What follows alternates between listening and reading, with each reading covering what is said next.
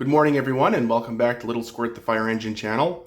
Today we're going to take a look at something a little bit different, and that is an engine oil analysis.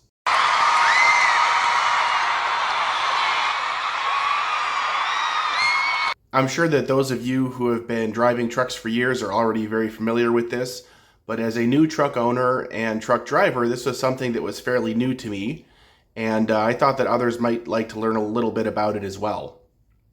So, large heavy-duty trucks, changing the oil in them is not quite as straightforward as changing the oil in like a small passenger car. First of all, the quantity of oil that is in a large engine is significant. For example, in my engine, the 6V92, it holds 20 quarts of oil or 5 gallons. I know that that's on the low side for large engines. I know that some much larger engines can go up much higher than that. Plus, there's multiple oil filters just to make sure the oil gets really clean. So the prospect of doing an oil change can be a really expensive proposition. When I change the oil myself, I can easily count on it being $150, possibly more than $200 just for the parts and materials to do it myself. And if I take it to a shop and have it done, I'm sure it would easily be $300 to $400, maybe even $500, depending on what else they do as part of the service. So the oil on heavy trucks doesn't quite have the same rating. It doesn't say like, oh, this oil is good for 10,000 miles or 7,000 miles or 15,000 miles. The oil manufacturers kind of leave it up to the engine manufacturer to decide how long the oil is good for. And one of the ways that heavy truck drivers can tell the condition of their oil in is to do one of these oil analyses. And so the gist of what I'm getting at is that you can potentially extend your oil change intervals in a heavy truck for a very long time, provided that you're actually checking the oil from time to time and making sure that it's in good condition. And that's what this engine oil analysis does.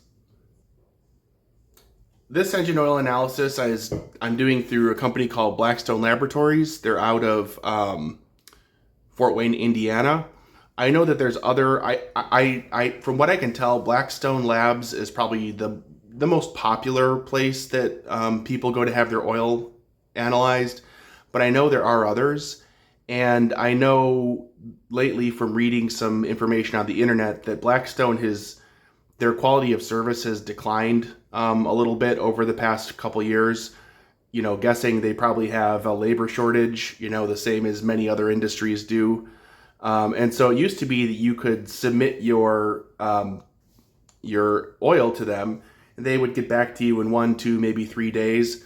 I'm pretty sure it took them about 3 weeks to get back to me on this. So it's not, you can't be in a hurry, unfortunately, to get this back. But for me, it's not a big deal because obviously I just drive this truck for fun on weekends. It's not like I'm an over-the-road trucker and I need to know right away. So it's not a big deal for me. If you're interested in having one of these done, the first thing you'll do is go to Blackstone Labs website. You'll enter your name and address, and they'll send you a little package with these 3 things in them.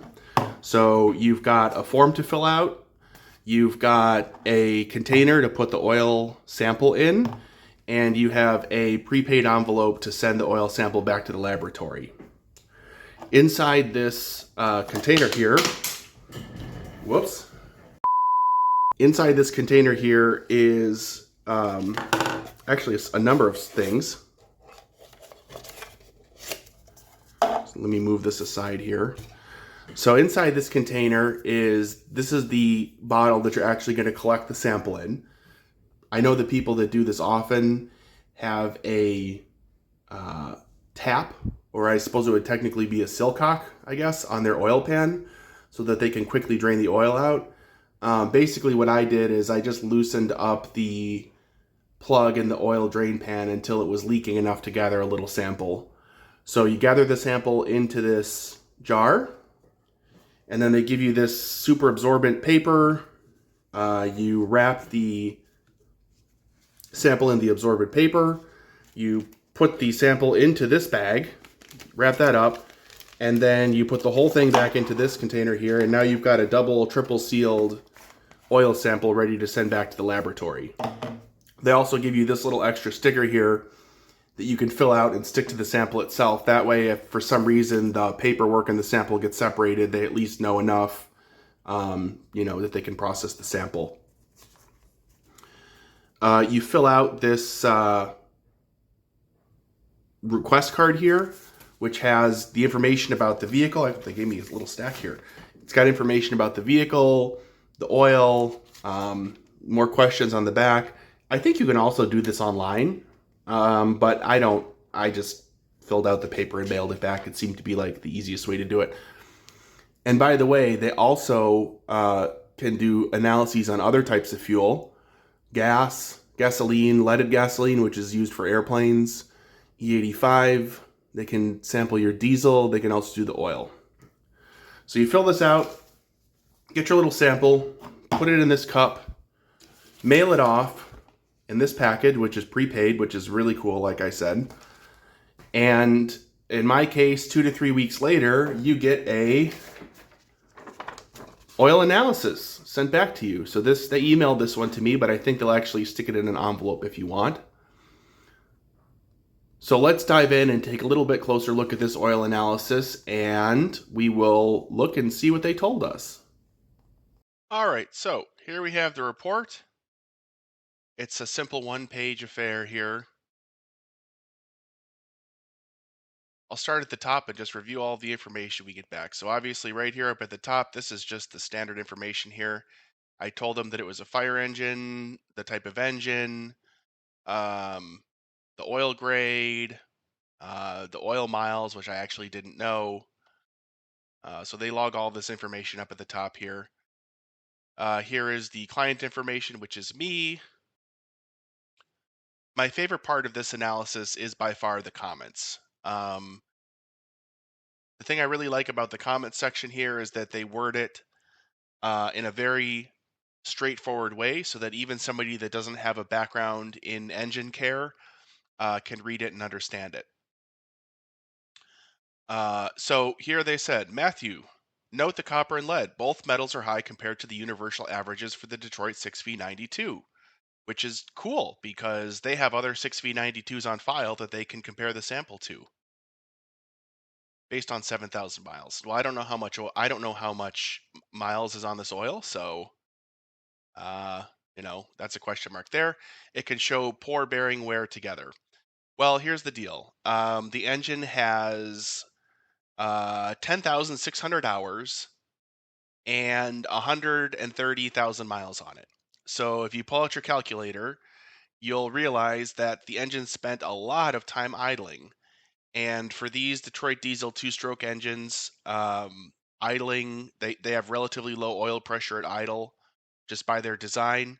So yeah, I'm not shocked that there is some bearing wear at 10,600 hours. In fact, I would be shocked if there wasn't any bearing wear. So that's not a surprise. Here it goes on to say copper can be from other parts, brass, bronze.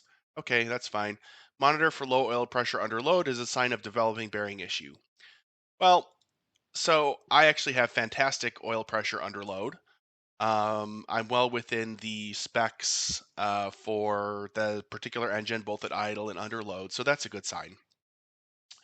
There's no contamination present that might be causing this excess wear. There's a low flash point. It shows fuel dilution, but just a trace. Okay. The viscosity is low. This is the other part that I found interesting. The viscosity is low for a straight 40 weight oil. Okay. Um, whoops. I seem to have messed things up here. How do I remove this? There we go. Whoops. Okay. Huh. Learning something new every day.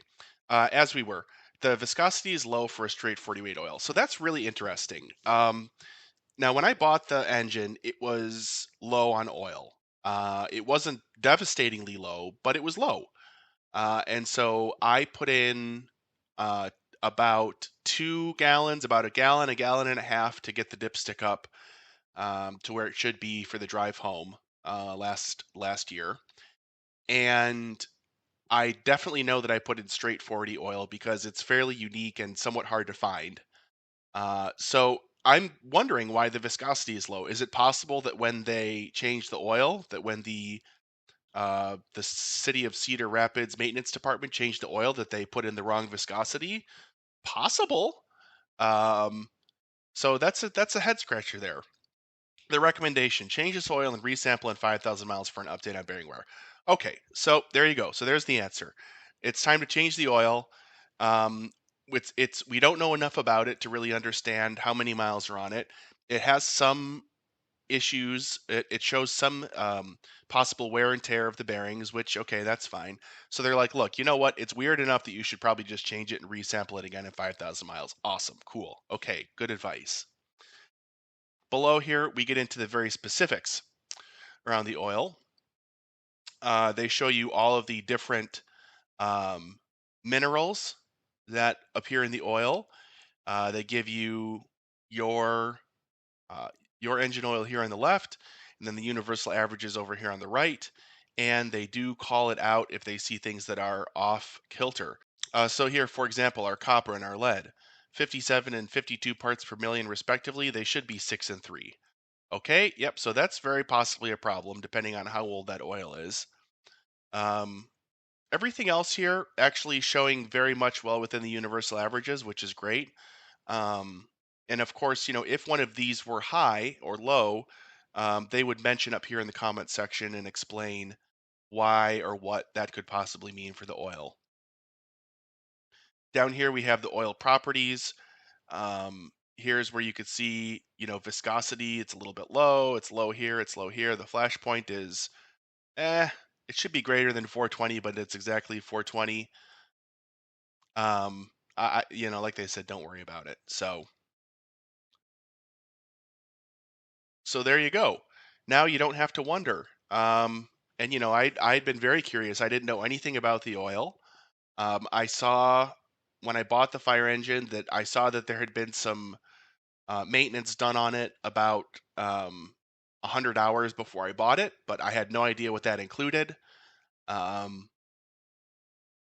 so now I know, right? It's there's possibly some engine wear, not a surprise there, and I should change the oil soon.